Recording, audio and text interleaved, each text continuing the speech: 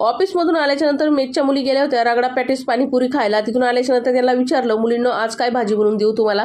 तर त्या म्हटल्या, काकी आज आमचे पोट फुल आहे, कारण की आम्ही रगडा पॅटीस पाणीपुरी पोटभर खाऊन आलेलो आहे. आम्हाला शॉर्टकटमध्ये मटर पुलाव बनवून देता का कुकरमध्ये, चांगला मोकळा सुटसुटीत होतो.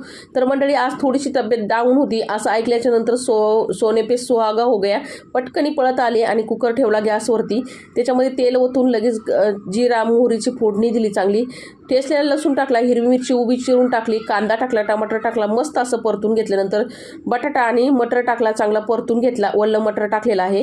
परतून घेऊन त्याच्यामध्ये गरम मसाला, हळद, धना पावडर टाकली, भरपूर सारी स्वच्छ धुवून घेतलेली कोथिंबीर टाकली, धुतलेले तांदूळ टाकले आणि पाणी टाकलं आणि चवीनुसार मीठ टाकलं. मस्त मिक्स केलं आणि झाकण लावून 2 शिट्ट्या काढून घेतल्या. मंडळी मोकळा सुटसुटीत मटर पुलाव तयार होतो. शॉर्टकटमध्ये बनवलेले आज 2च मेसचे मुलीचे ताटं होते, तर त्यांना ते ताटं दिले. तुम्ही पण या मटर पुलाव खायला भेटूया पुढच्या व्हिडिओमध्ये. धन्यवाद.